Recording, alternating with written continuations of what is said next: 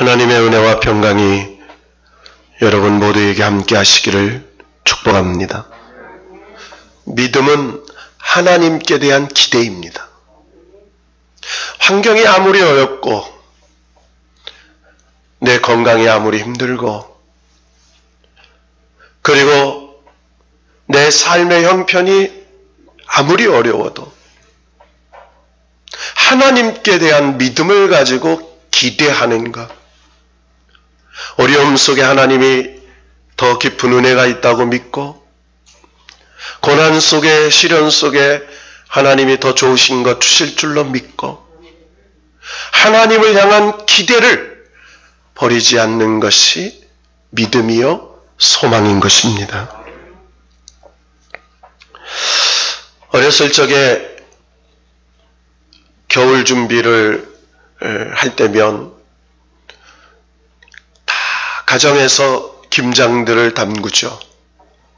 김장을 담글 때 여자들이 하실 목이 있고 남자들이 할 목이 있어요.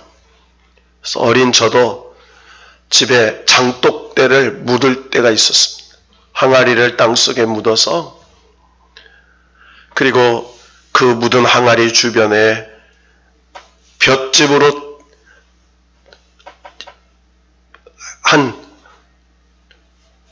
얼지 않도록 해놓고 또 구덩이를 파도 그 속에 겨울 내내 먹을 무를 저장할 저장고를 파기도 하고 그래서 겨울날 준비를 하죠.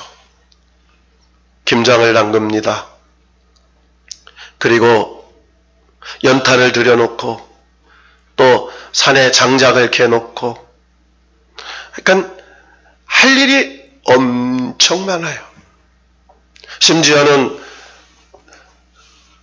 방문에 찢어진 창호지를 한지로 다시 붙이면서 그리고 그 틈새에 있는 문틀에 또 비닐을 싸서 찬바람이 들어오지 않도록 겨울에 준비했던 것들이 있습니다. 물론 지나간 옛날 얘기지만 오늘 사도 바울이 인생의 겨울이 올 것을 알고 있었어요. 그래서 디모데 후서 4장 6절에 보면 내가 벌써 부어지고 나의 떠날 시각이 가까웠다 이렇게 얘기해요. 그러니까 인생의 겨울, 인생에는 계절의 사계처럼 인생에도 사계가 있죠. 어린아이들처럼 막 뛰어놀던 봄이 있어요. 청년들이 꿈을 키우는 여름이 오죠.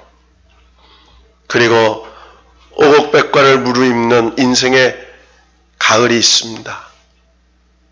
그리고 나이가 많이 먹어 살 날보다 갈 날이 가까운 인생의 겨울이 있는 거죠. 바울이 그랬던 거예요. 나의 떠날 시각이 가까웠다. 그러면서 바울은 자기가 왜 이 땅에 살아야 되는지 인생의 목적을 분명히 알고 있었어요. 7절에 나는 선한 싸움을 싸우고 이렇게 얘기해요. 선한 싸움이 뭐였냐? 영적인 싸움이에요. 하나님이 원하시는 일과 마귀가 원하는 일을 분별해서 하나님이 기뻐하시는 그 영적 싸움, 선한 싸움을 싸우며 살았다는 거예요. 달려갈 길을 마쳤다는 거예요. 하나님께서 내게 주신 그 사명. 그래서 4장 5절에 보면 전도자의 일을 하며 직무를 다하는 하나님의 말씀을 전파하는 그 복음의 사명자로서의 삶을 달려왔다는 거예요. 그리고 마지막 그는 믿음을 지키는 것이 자기의 삶의 최고의 목적이요, 열매요, 결론이었다고 얘기해요. 그러면서 오직 의의 면류관을 예비되신 의로우신 재판장 하나님께서 내게 의의 면류관을 주실 그날을 바라보며 나는 오직 내 인생의 목적이 하나님께서 주시는 그 부르심의 상, 의의 면류관을 향하여 나는 살았다라고 고백하고 있어요.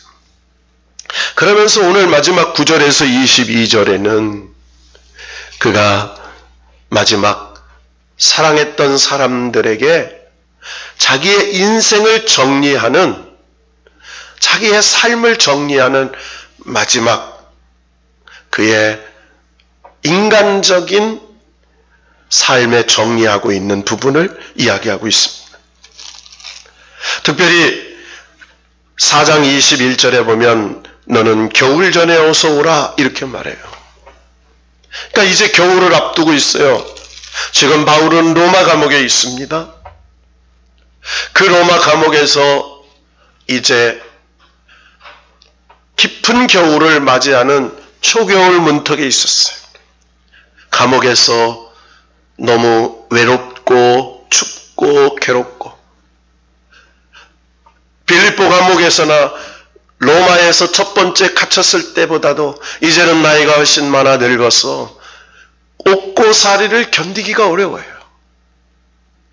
그래서 얼마나 어려웠던지 바울이 가보의 집에 맡겨둔 겉옷, 그리고 그가 평생에 썼던 두꺼운 가죽 종이에 쓴 성경, 그리고 정말 보고 싶은 사람들을 데리고 오라 이렇게 말하죠. 여러분, 우리가 인생을 살면서 사도 바울이 추운 겨울을 준비하면서 마지막 인생의 겨울을 준비하고 있는 게 있어요. 여러분, 계절적 겨울이 오면 겨울을 준비하죠. 하찮은 다람쥐도 도토리를 묻어다가 자기 살집에 저장을 해요.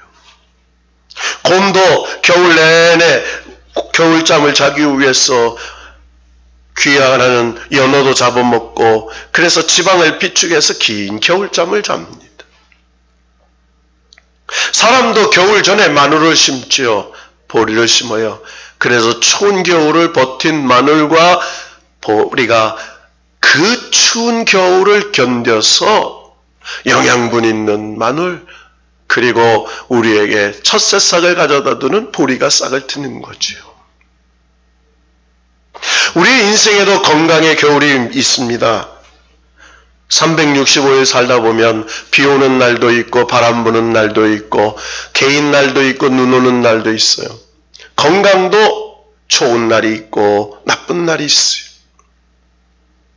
여러분, 인생의 건강의 겨울을 안 맞아본 사람 없죠. 연세 드신 우리 권사님들은 점점 시간이 갈수록 아픈 곳이 늘어가요. 무릎만 쑤시던 게 허리도 쑤시고, 그래서 삭신이 다 아프다고. 그게 사람도요, 기계와 같아서 오래 쓰면 고장나는 거예요. 여러분, 자동차도요 10년 넘게 쓰면요 못 써요. 고물이 돼서. 그런데 참 이 물로 터진 살과 이 피가 100년을 쓴다는 건 하나님의 참 섭리죠. 하나님이 우리의 세포를 재생시켜 주셔서 고쳐주시고 회복시켜 주시고, 어떤 사람은 건강이 여름인 사람도 있고, 어떤 사람은 건강이 가을인 사람이 있고, 어떤 사람은 건강이 겨울인 사람도 있어요. 물질의 겨울이 오기도 합니다. 어떤 사람은 평생 부귀영화를 누릴 것 같아요. 그런데 그렇지 않아요. 어느 날 갑자기 정말 내가 뭐에 쓰였는지도 모르게 손해를 당하는 경우가 있어요. 지금은 그런 경우가 참 드지만 옛날에는 보증 잘못 떠가지고 폐가 망신하는 적이 참 많았어요. 물질의 겨울이 닥칠 수도 있어요. 환경의 겨울이 오기도 합니다. 전 세계가 환경의 겨울이죠. 정말 이런 날이 올 거라고는 상상하지 못했을 겁니다. 그런데요, 역사적으로 보면 이거보다 더한 세상이 있었어요. 유럽에 흑사병이 창궐했을 때에 수천만 명이 죽었어요. 그저 길거리에 죽은 시체가 널브러져 있을 정도로 스페인 독감으로 수천만 명이 죽었어요. 그러니까 지금하고는 상상이 안 되는, 그래도 지금은 우리가 병들면 찾아갈 병원도 있고 약도 있고 한데, 그 당시에는 그것이 무슨 마녀의 어떤 귀신의 역사라고 해가지고 정말로 마녀를 잡아주기는 어처구니 없는 그런 일도 비일비재했습니다. 환경의 겨울이 우리에게 닥쳤어요. 여러분, 그것뿐만 아니라 영적인 겨울이 있어요. 우리가 신앙에 매일매일 뜨겁고 매일매일 감사할 수가 없어요. 여러분, 그래서 믿음은 지키는 겁니다. 여러분, 믿음을 지킬 수 있기를 축원합니다. 믿음은 하나님의 말씀을 들음으로, 하나님 말씀을 들을 때 하나님이 믿음을 선물해 주세요. 그런데 이 믿음이 내게 늘 있는 게 아니에요. 환경과 어려움을 통해서 이 믿음이 소멸돼요. 그래서 마귀가 하는 일은 하나님의 백성의 믿음을 빼앗는 일을 하는 거예요. 불의 화살을 쏘기도 합니다. 마음의 생각에 의심도 던지게 하고, 때로는 오해를 갖게도 하고, 또 여러 가지 마음에 정말로 분산을 해서 하나님을 향한 믿음을, 하나님을 바라봐야 되는데 환경을 바라보고 조건을 바라보고 여건을 바라보다가 믿음을 놓칠 때가 있다는 거예요. 여러분, 믿음은 지키는 것이에요. 그래서 영적인 겨울이 있어요. 이스라엘 백성 영적인 겨울이 바벨론의 포로로 끌려갔을 때예요. 이스라엘 백성이 애굽에서 400년 동안 종살이 했을 때예요. 여러분, 우리가 잘 아는 야곱도 형에서의 손길을 도망쳐서 하란 땅에서 20년 동안 종살이 할 때가 있었어요. 인생의 영적인 겨울이 다가올 때가 있어요. 그때마다 우리가 어떻게 그 월동 준비를 하느냐는 겁니다. 오늘 성경에 등장하는 여러 인물이 등장해요. 오늘 본문 속에 여러 이름이 나옵니다. 대부분 사도 바울과 함께 사역했던 사람들이에요. 바울과 함께 어려운 일도 좋은 일도 그리고 힘든 일도 기쁜 일도 슬픈 일도 함께 나눴던 동역자들이었어요.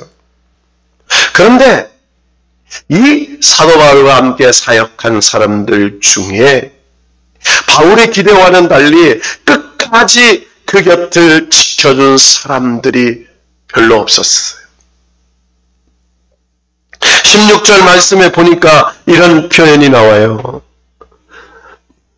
다 나를 버렸으나 그들에게 허물을 돌리지 않기를 원하노라. 나를 버리고 갔다는 거예요. 이제 나를 도와줄 사람이 별로 없다는 겁니다. 사도 바울의 마음이 많이도 아팠을 거예요. 실망도 컸을 겁니다. 17절에 말했듯이 사도 바울은 사람을 의지하면서 사역한 건 아니었습니다. 사도 바울은 하나님을 바라보며 사역을 했습니다. 여러분, 사람은 믿음의 존재가 아니죠. 사람은 사랑의 존재예요. 하나님만이 믿음의 대상입니다. 바울도 하나님을 믿었어요. 그러나 바울도 육신을 가진 사람이었기 때문에 사랑했던 동역자들이 하나둘 떠나갔을 때 그가 외롭고 힘들고 어려웠었던 것 같아요. 자, 오늘 본문에 보니까 많은 동역했던 사람들이 이름이 언급되는데 몇 가지 유형의 사람들이 등장해요. 첫 번째 유형의 사람은 어려움을 만나면 다시 세상으로 돌아가는 유형이에요. 자, 우리 10절 다 같이 한번 읽어보십시다. 시작. 데마는 이 세상을 사랑하여 나를 버리고 데살로니가로 갔고 그레스게는 갈라디아로 디도는 달마디아로 갔고. 처음에는 열심히 일했어요.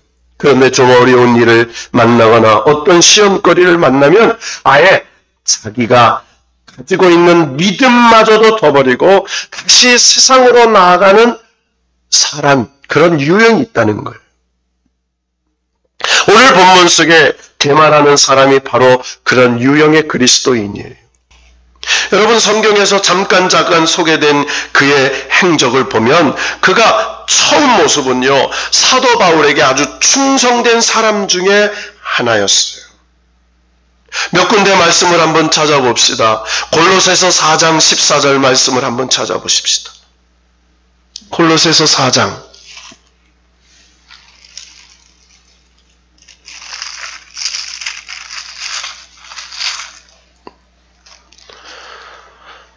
다 같이 읽어봅시다. 시작. 사랑을 받는 의사 누가와 또 데마가 너희에게 문안하느니라. 자, 바울이 로마의 첫 번째 감옥에 갇혔을 때 데마는 사도 바울 가까이에서 보필했던 동역자였습니다. 바울이 그때 썼던 골로새서와 빌레몬서에 데마에 대해서 언급하고 있는 거예요. 사랑하는 의사인 누가와 데마도 여러분에게 함께 문안한다.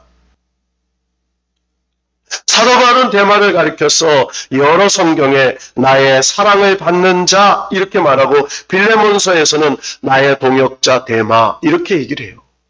그 정도로 그는 바울 곁에서 수고를 많이 한 사람이었습니다. 그런데 4, 5년이 지난 후 사도 바울이 순교당하기 바로 전에 쓴 디모데 후서에는 오늘 10절 말씀처럼 그 충성과 열심은 다 사라지고 아예 믿음조차도 버리고 떠나버린 사람이 돼버리고 말았어요. 여러분, 우리 주변에도 신앙생활 같이 했던 사람들 있는데 믿음조차 터버린 사람들이 있어요. 하나님이 언젠가는 회복시켜 주시기를 기대합니다. 그런데 그런 사람이 있다는 거예요. 성경에 등장하는 사람이 데마예요. 자, 그런데 오늘 데마는 이 세상을 사랑하여 나를 버리고 갔다고 얘기했어요. 이 의미를 생각해 보면요, 이 디모데후서를 썼던 시기와 배경을 생각하면 세상은 박해를 받는 세상, 곧 고난과 깊은 관련이 있습니다. 그런 의미로 볼 때 데마는 세상의 정욕과 쾌락에 빠져서 사도 바울을 버린 게 아니라 박해와 고난 앞에서 믿음 지키기가 어려워서 그 고난을 피해서 도망갔다라는 의미로 설명할 수가 있어요. 고난이 너무 힘들어. 그리고 믿음 지키기가 너무 어려워. 내가 감당하는 사역이 너무 힘들어. 그래서 그 고난을 피하여 갔다는 거예요. 여러분, 이해합니다. 여러분, 그 초대교회 믿음 지킨다는 거 보통 어려운 거 아니었을 거예요. 그것도 바울을 따라다니면서, 여러분, 바울은요, 감도도 만나죠. 그리고 굶주림도 당해요. 심지어는 파선당하고 감옥에 가고 태장에 가만 매를 3번씩이나 맞고. 그러니까 바울의 인생을 보면요, 늘 고난과 연단의 그런 고통의 사역 속에 살았어요. 고난 앞에 열심히 헌신했던 사람이 이렇게 무너지는 모습을 보게 되는 거예요. 저는 이 데마가 세상의 육신의 정력, 안목의 정력, 이생의 자랑을 따라갔다고 생각해 보고 싶지 않아요. 여러 주석에도 그렇게 얘기하고 있어요. 이 어려운 사역의 고난을, 믿음을 잃어버려서 도망간 거예요. 여러분, 그래서 사도 바울은 디모데에게 이렇게 권하죠. 디모데후서 2장 4절과 3장 12절, 4장 5절에 보면 뭐라고 얘기하고 있습니까? 4장 5절만 한번 읽어보십시다. 다 같이 시작. 그러나 너는 모든 일에 신중하여 고난을 받으며 전도자의 일을 하며 내 직무를 다하라. 고난을 받으며 이렇게 말해요. 여러분, 믿음 생활이 뭐예요? 고난을 감수하는 거예요. 고난을 감수하는 겁니다. 우리 찬송가 가사에 즐거운 마음으로 십자가 지고 가라, 그런 찬송이 있어요. 어떻게 십자가를 즐거운 마음으로 질 수 있습니까? 그러나 성령께서 내게 은혜를 주시고 사명을 주시면 참 은혜로 지을 수 있는 거죠. 자, 두 번째 유형이 있어요. 자, 처음에는요, 정말 미성숙하고 그리고 믿음을 버리고 도망가기도 하고 불평하기도 하고 투덜거리기도 하고 자기 사명을 집어던지고 가기도 했던 사람 등장해요. 그 사람이 누굽니까? 바로 마가라는 사람이에요. 여러분, 오늘 성경에 보면 11절에 마가를 데리고 오라 이렇게 말해요. 여러분, 이 마가라는 사람이 사도행전에 보면은 2차 전도여행을 할 때 1차 전도여행 때 그의 동역자 바나바가 자기의 조카 마가를 데리고 바울과 함께 1차 전도여행을 합니다. 그런데 전도여행 중에 이 젊고 어린 마가가 얼마나 힘들었으면요, 도중에 돌아가 버려요. 여러분, 옛날에 뭐 차가 있겠습니까? 말을 타고 갔겠어요? 걸어서 여행을 한 겁니다. 걸어서. 풍전노숙을 한 거예요. 노숙하면서, 굶주리면서, 산길 당하면서, 강도 만나면서, 이런 어려운 길을 가니까 젊은 마가가요, 견디다 못해서 돌아가 버려요. 그리고 바나바와 바울이 1차 전도 여행을 마치고 다시 준비해서 2차 전도 여행을 가려고 할 때 바나바는 마가를 데리고 가려고 하고 바울은 마가를 데리고 가면 안 간다고 그러고, 그래서 2차 전도 여행은 서로 나누어서 갑니다. 아예 헤어져 버려요. 그러니까 마가라는 사람이 뭐예요? 처음에 어려운 일, 힘든 일을 감당하지 못했던 미성숙한 청년이었어요. 그런데 훗날 바울이 첫 번째 로마 감옥에 갇혔을 때 마가가 함께 있습니다. 그러면서 마가를 가리켜 나의 일에 유익함이라 마가를 데려오라 이렇게 말해요.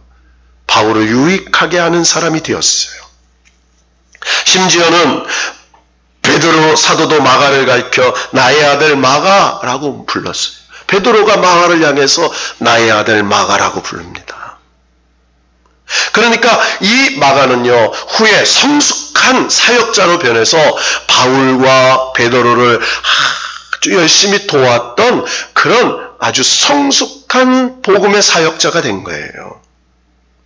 여러분 어떻습니까? 대만은 주님을 향한 첫사랑과 열심을 잃어버렸어요. 고난과 역경 앞에서 다 버리고 도망가고 말았어요. 믿음의 배까지 파산해버리고 말았어요. 그리고 동역자와 성도들에게 아픔과 상처를 남겼어요. 훗날에 의의 멸류관도 잃어버렸어요. 그러나 마가는 비록 선교 여행을 하는 중에 포기하고 집으로 돌아갔지만 이제 그는 다시 믿음의 자리로 돌아와 주님께 동역자들에게 유익한 사람으로 변해 있었어요. 여러분, 신앙은 변질되는 게 아닙니다. 신앙은 변화되는 것입니다. 날마다 주님 닮아갈 수 있기를 축원합니다. 여러분. 자, 마지막으로 세 번째 유형의 사람이 등장하지요. 마가보다 더 훌륭한 사람이에요. 처음이나 나중이나 변함없는 사람, 바로 11절에 등장하는 누가라는 사람이에요. 누가. 여러분, 누가는 의사입니다. 여러분, 우리가 잘 알고 있는 사도행전을 누가 썼습니까? 누가가 썼습니다. 그래서 사도행전은 누가복음을 읽다가 사도행전으로 가야 돼. 이게 순서예요. 그래서 누가복음을 읽고 그 누가가 의사 누가의 관점으로 사도행전을 읽어야 돼요. 자, 그런데요, 이 누가는 이 안질과 여러 질병이 많은 바울을 쫓아다니면서 주치의 역할을 하는 거예요. 바울이 감옥에 갇혔을 때 그의 모든 옥바라지뿐만 아니라 그의 병간호를 합니다. 얼마나 헌신하고 변함없이 바울의 힘이 됐는지 몰라요. 그래서 누가만 나와 함께 있느니라 이렇게 얘기해요. 그래서 언제나 바울 곁에서 바울의 영적인 친구가 되기도 하고 바울의 육신적인 의사가 되기도 하고 바울의 마음의 동역자가 되어서 바울을 격려해준 그런 역할을 감당했던 누가였어요. 늘 주님을 사랑하는 그 자리에, 늘 참아주고 인내하는 그 자리에, 늘 웃어주는 그 자리에, 늘 용서하는 그 자리에, 늘 순종하는 그 자리에 있는 사람, 그게 누가와 같은 그리스도인인 줄로 믿습니다. 그런데 마지막 돼서는 안 되는 사람이 딱 등장해요. 14절에 등장하는 사람입니다. 다 같이 읽어볼까요? 시작. 구리 세공업자 알락산다가 내게 해를 많이 입혔음에 주께서 그 행한 대로 그에게 갚으시리니 너도 그를 주의하라. 자, 여러분, 구리 세공업자 알렉산더, 구리세공업자, 이게 뭐예요? 구리세공업자, 우상을 조각해서 판 우상장사예요. 그러니까 복음이 전파되니까 우상을 만든 그런 우상들을 팔 수가 없으니까 바울을 엄청나게 해를 끼친 사람이에요. 그러니까 디모데에게 뭐라고 부탁해요? 15절에 너도 그를 주의하라. 그가 우리 말을 심히 대적하였느니라. 그러니까 이 세공업자 알렉산더가 에베소에서 목회할 때에 바울을 굉장히 많이 괴롭혔어요. 디모데도 지금 괴롭힐 거라는 것을 전제하면서 조심하라는 거예요. 여러분, 우리가 뱀같이 지혜롭고 비둘기같이 순결해야 한다는 말이 있어요. 여러분, 성령께서 주시는 지혜로 믿음으로 사는 저와 여러분이 되기를 원합니다. 항상 대적하는 존재가 있어요. 자, 그런데 마지막 사람들이 등장해요. 자, 19절에 보면 무슨 얘기가 등장합니까? 브루스가와 아굴라와 및 오네시보로의 집에 문안하라. 여러분, 브루스가와 아굴라는 우리가 너무나 잘 아는 바울의 모든 선교 사역에 물질을 제공했던 사람이죠. 빌립보 교회가 바울의 모든 선교의 후원을 물질적으로 한 교회라면 바울의 개인 가정에 사업을 하면서 언제나 이 브루스가와 아굴라는요, 바울을 따라다니며 바울을 물질적으로 헌신하는 사람이 돼요. 자, 여러 사람이 등장하지요. 특별히 21절에 보면 우블로와 부데와 리노와 글라우디오와 모든 형제가 다 내게 문안하느니라. 이 사람들은 로마에 있었던 교인들이에요. 이 중에 리노라는 사람이 AD 68년에 베드로와 바울이 순교한 후에 로마 교회의 감독이 되어서 사도 바울의 사역을 감당했던 그런 믿음의 후계자와 같은 역할을 해요. 자, 오늘 이 말씀을 바울은요, 자기 인생을 한마디로 딱 이렇게 정해요. 이게 바울의 영적 겨울을 준비하는, 바울이 뭘 준비해요? 성령의 겉옷. 여러분, 우리의 인생은요, 믿음의 선한 싸움을 싸우면서 지금 바울이 겉옷을 가지고 오라고 했어요. 저와 여러분의 의의 옷이 있습니다. 그게 성령의 전신갑주인 줄로 믿습니다. 이걸 입어야 살아요. 그래서 바울은, 이 마귀는요, 언제나 우리의 가슴에 불의 화살을 쏘요. 그래서 믿음을 빼앗고 의심하게 하고 불평하게 하고 우리의 생각에 불의 화살을 써요. 그래서 구원의 특구를 써요. 그래서 전신갑주 겉옷을 입어야 돼요. 그리고 이 험악한 우리의 영적인 이 환경의 어려움 속에서 뭘로 이겨요? 하나님의 말씀, 성경을 붙잡아야 이길 수 있는 거예요. 여러분, 하나님의 말씀의 검을 붙잡을 수 있기를 바랍니다. 다른 거 소용없어요. 말씀이에요. 말씀을 들음으로 하나님 주신 믿음의 능력으로 마귀 사단 어려운 것들이 대적할 때 예수의 이름으로 성령의 능력으로 십자가의 권세로 보혈의 능력으로 이기게 될 줄로 믿습니다. 바울이 그렇게 얘기하는 거예요. 내게 내 평생에 귀중한 그 성경을 가지고 오라. 자, 그러면서 뭐라고 얘기합니까? 바울은 마지막 이렇게 얘기를 합니다.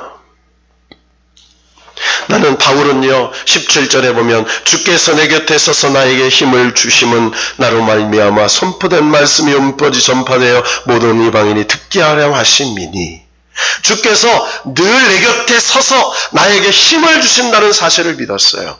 여러분, 이 말씀이 저와 여러분에게 주신 말씀인 줄로 믿습니다. 주께서 여러분 곁에 서서서 늘 힘을 주셔서 삶의 문제를 이기게 하실 줄로 믿습니다. 그게 임마누엘 되시는 예수 그리스도예요. 주님이 나와 함께 하세요. 임마누엘의 축복이 저와 여러분에게 이 성탄의 계절에 함께 하시기를 축원합니다. 하나님의 보좌를 버리시고 낮은 말구에 오셔서 우리를 위하여 십자가에 죽으신 그분께서 부활하셔서 보혜사 성령님을 보내주셔서 지금 저와 여러분 곁에 서서 저와 여러분을 도와주시는 주님의 성령의 능력이 함께 하시는 줄로 믿습니다. 바울은 그 믿음을 가지고 살았어요. 주께서 내 곁에 서서 나와 함께 힘을 주셔서 하나님의 말씀을 온전히 전파하게 하셨다. 자, 그러면서 자기의 인생의 마지막 피날레를 18절에 이렇게 얘기합니다. 18절. 다 같이 읽습니다. 시작. 주께서 나를 모든 악한 일에서 건져내시고 또 그의 천국에 들어가도록 구원하시리니 그에게 영광이 세세무궁토록 있을지어다. 아멘. 사도 바울의 신앙 고백이요. 주님은 나를 모든 악한 일에서 건지신다. 여러분, 이 고백이에요. 다른 우리의 인생에 그런 걸 구하는 게 아니에요. 나의 모든 악한 일에서 건져. 사람이 보기에는 잘 되는 일 같아요. 그러나 그게 악한 일이야. 그러나 사람이 보기에 안 되는 일 같아. 그게 하나님 보시기에는 잘 되는 일이야. 나를 단련하신 일일 수 있어요. 그래서 바울은 내 곁에 서서 힘을 주시는 그분이 나의 모든 악한 일에서 지금도 건져내 주시고 계시다고 믿는 거예요. 여러분, 이 고백이 저와 여러분의 고백인 줄로 믿습니다. 나를 모든 악한 일에서 건져내 주시는 주님, 이렇게 말해요. 그리고 두 번째로는 천국에 들어가도록 구원하시리니, 이렇게 말해요. 할렐루야! 천국에 들어가도록 구원하신다는 거예요. 오늘도 천국과 지옥의 삶이 있습니다. 내 마음에 지옥 같은 고통을 느끼며 내 마음에 사단이 역사하면 그건 지옥이에요. 내 마음에 성령님이 역사하시면 어떤 환경에 놓여 있어도 그 내 마음이 천국이에요. 그래서 오늘도 내 삶에 천국의 심령이 내 마음에 임할 수 있도록, 그러나 종국적인 천국, 하나님 계신 그곳 들어갈 수 있도록 나를 구원하여 주실 것이라고 하는 확증을 믿었어요. 그래서 그는요, 하나님의 영광을 위하여 세세무궁토록 내가 그 하나님의 영광을 위해 산다 라고 고백합니다. 그러면서 처음에 이 많은 데마, 누가, 그리고 여기에 등장하고 있는 브루스가, 아굴라, 또 니노, 이런 사람들이 알렉산더 얘기하지만 바울이요, 마지막 그는 이렇게 유언을 남깁니다. 22절 읽고 말씀 마치겠습니다. 시작. 나는 주께서 내 심령에 함께 계시기를 바라노니 은혜가 너희와 함께 있을지어다. 아멘. 주께서 우리 권사님들의 심령, 가정에서 예배드리는 우리 성도들의 심령, 여러분의 가정에 함께 하실 줄로 믿습니다. 주께서 우리의 심령에 계시다는 거예요. 그리스도가 너희 안에, 우리 안에, 심령 안에, 그리고 우리 사이에, 성도와 성도 사이에 함께 계셔서 교통하게 하셔. 그래서 주께서 내 심령에 함께 하신 것을 원한다. 은혜가 너희와 함께 있을지어다. 이렇게 얘기해요. 은혜. 여러분, 은혜가 함께 하시기를 축원합니다. 오늘 이 바울은요, 이렇게 한 문장으로 마무리하고 있어요. 우리 주 예수 그리스도를 변함없이 사랑하는 모든 사람에게 은혜가 있을지어다. 이렇게 얘기해요. 여러분, 믿음을 자리 지키다가 살기 어려운 고난을 만나 몸된 교회를, 주님의 품을 떠난 성도들도 있을 거고, 변함없이 누가처럼 주님의 바울의 자리를 지켰던 믿음의 자리를 지키는 성도들도 있을 것이고, 또 변함없이 정말 처음에는 미성숙한 성도였지만 마가처럼 성숙한 그리스도인이 되어 교회의 어려운 일을 감당하는 마가 같은 사람이 있을 것이다. 여러분, 오늘 이 말씀을 통해서 바울이 주시는 교훈이 뭐예요? 우리의 삶에는 겨울이 있다는 거예요. 그러나 그 겨울은 우리를 하나님께서 건져주시고 구원해주시고 내 곁에 서서서 힘을 주셔서 그 시련과 그 고난과 추위를, 영적 추위를 이기게 하셔서 하나님의 영광을 나타내는 믿음의 사람으로 우리를 만들고 계시다는 사실인 것을 믿을 수 있기를 축원합니다. 그러면서 바울은 말합니다. 하나님의 은혜가 너희와 함께 있을 것이다. 여러분, 하나님의 은혜가 언제나 우리와 함께 합니다. 아무리 세상이 어려워도, 아무리 힘들어도 주님께서 저와 여러분 곁에 서셔서 하나님 주시는 놀라운 은혜로 지켜주시고, 그리고 모든 걸 이기고 모든 악한 일에 건져주시고 천국에 들어가도록 구원해주시고, 그리고 하늘의 은혜를 지금도 내려주시는 줄로 믿고 담대히 어깨를 펴고 믿음으로 예수의 이름을 선포하며 다시 승리하는 저와 여러분 되시기를 주님의 이름으로 축원합니다. 축원합니다.